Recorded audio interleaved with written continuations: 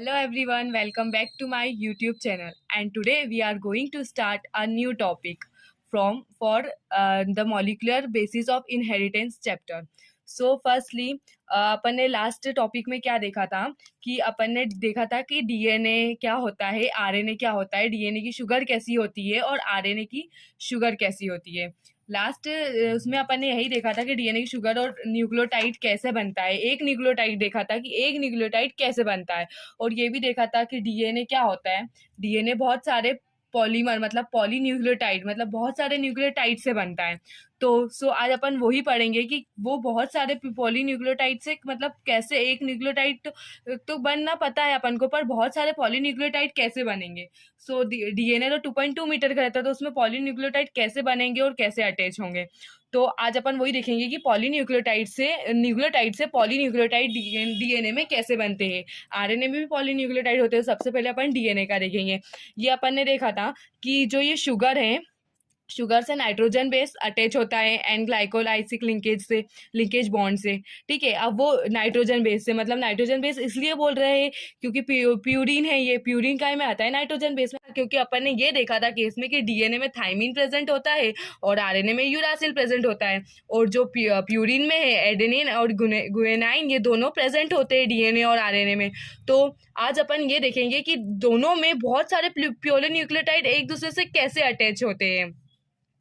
तो न्यूक्लियोटाइड तो ये जब इसके साथ बॉन्ड बनाता है तो ये एन ग्लाइकोलाइसिक लिंकेज, तो ये नाइट्रोजन बेस बना, ये जुड़ेगा। जब शुगर के साथ नाइट्रोजन बेस जुड़ेगा तो वो न्यूक्लियोसाइड बनाएंगे, और जब फॉस्फेट ग्रुप के साथ शुगर मतलब जब फॉस्फेट के साथ पूरा न्यूक्लियोसाइड जुड़ता है तो एक न्यूक्लियोटाइड बनता है। तो वो एक न्यूक्लियोटाइड और दूसरा न्यूक्लियोटाइड आपस में कैसे अटैच होते हैं, तो आज अपन वो देखेंगे। तो न्यूक्लियोटाइड और पॉलीन्यूक्लियोटाइड तो ये दोनों सेम रहते हैं, बस इसका जो 5 वाला कार्बन है, 5 वाला कार्बन एक फॉस्फेट ग्रुप से अटैच होता है, और लास्ट वाले का थर्ड वाला कार्बन फॉस्फेट ग्रुप से अटैच होता है। ये थर्ड वाला कार्बन फॉस्फेट ग्रुप से अटैच होता है। तो ये दोनों मिलके कौन सा बॉन्ड बना लेते हैं? फॉस्फो डाई ईस्टर बॉन्ड बना लेते हैं।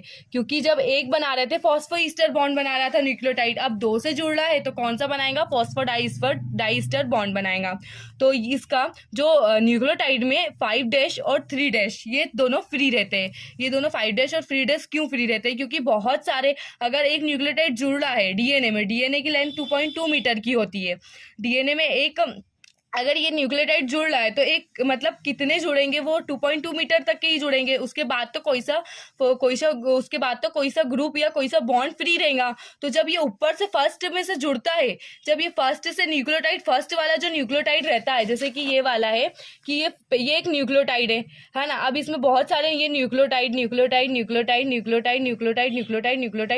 है। तो ये जो फर्स्ट वाला न्यूक्लियोटाइड है और ये जो लास्ट वाला न्यूक्लियोटाइड है, तो ये फर्स्ट वाले में जो 5 डैश कार्बन से अटैच होता है, फर्स्ट डैश में पूरा ग्रुप 5 डैश कार्बन से अटैच होता है, और इस लास्ट वाले में 3 डैश से अटैच होता है। तो इसलिए इसको 5 डैश 3 डैश फॉस्फो डाईस्टर बॉन्ड भी बोला जाता है। क्योंकि 5 डैश वाला फ्री रहेगा और 3 डैश वाला भी फ्री रहेगा, तो इसलिए इसको 5 डैश 3 डैश फॉस्फो डाईस्टर बॉन्ड बोला जाता है।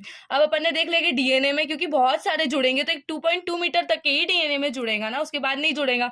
तो अब ये देखेंगे कि अब न्यूक्लियोटाइड आरएनए में कैसे बनता है। सेम डीएनए आरएनए में दोनों में सेम रहता है, बस एक डीएनए में एक कम रहता है डीऑक्सी राइबोन्यूक्लिक एसिड में, और आरएनए में और रहता है। इसमें एक ओ आरएनए के कंपैरिजन एक ओ डीएनए में कम रहता है। तो अपन अब इसमें देखेंगे कि इसमें कैसे बॉन्ड बनता है। तो सेम जैसा इसमें बॉन्ड बना है वैसा इसमें भी बॉन्ड बनेगा।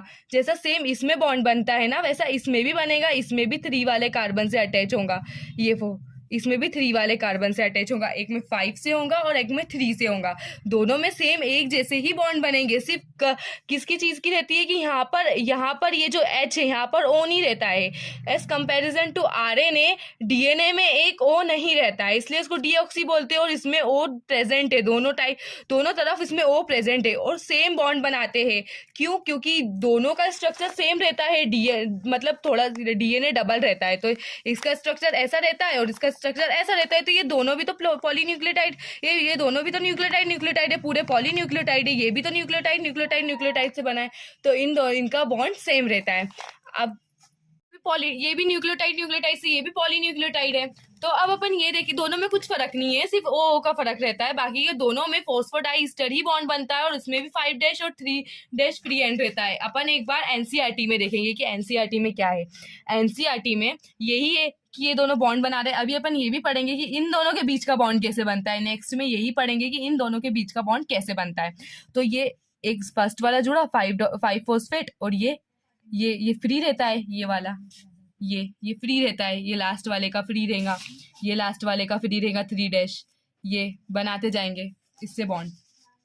तो पूरे उसमें ये ऐसे ही न्यूक्लियोटाइड एक दूसरे से बॉन्ड बनाता है। अब अपन देखेंगे कि अब अपन ये देखेंगे types of nucleosides and nucleotides.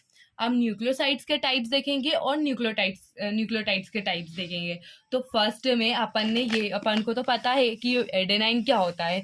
जो प्यूरिन में जो नाइट्रोजन बेस रहता है उसके 2 रहते हैं, प्यूरिन और पिरामिडिन। उसमें एक ये ए रहता है और ये जी रहता है, और इसमें CTU,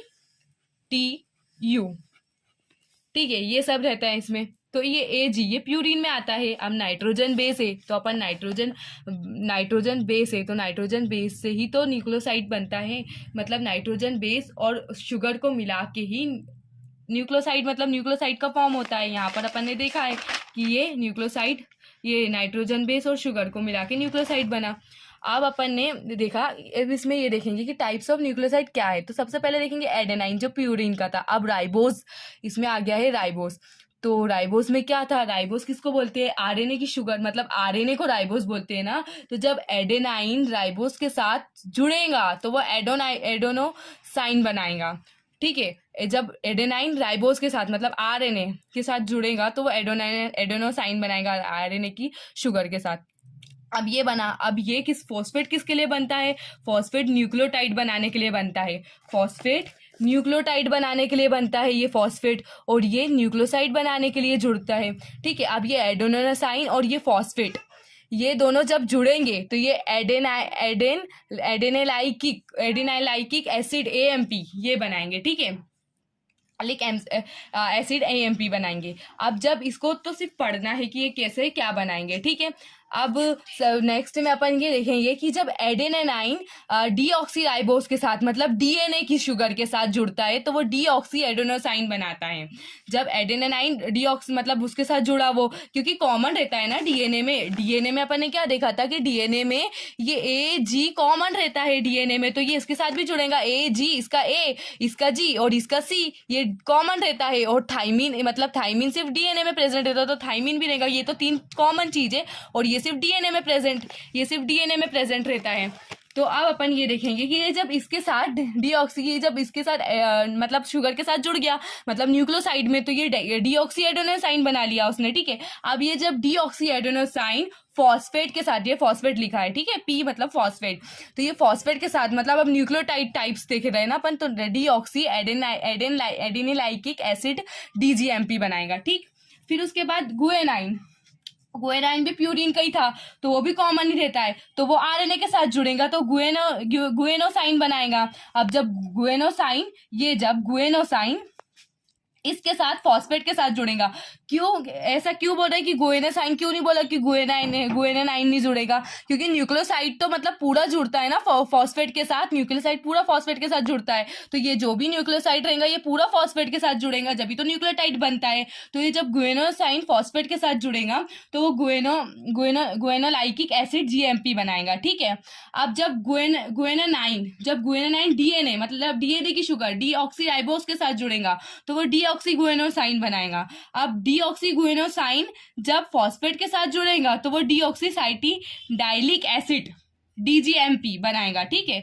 अब आया साइटोसाइन, ये भी कॉमन रहता है आरएनए में और DNA में, ये साइटोसिन भी कॉमन रहता है, ये पिरामिडिन का है, साइटोसिन भी कॉमन रहता है। तो जब साइटोसिन राइबोस के साथ मतलब आरएनए की शुगर के साथ जुड़ेगा तो साइटेडीन बनाएगा। अब ये पूरा न्यूक्लियोसाइड है तो अब ये इसके साथ फॉस्फेट के साथ जुड़ेगा तो ये साइटिडाइलिक एसिड बनाएगा CMP।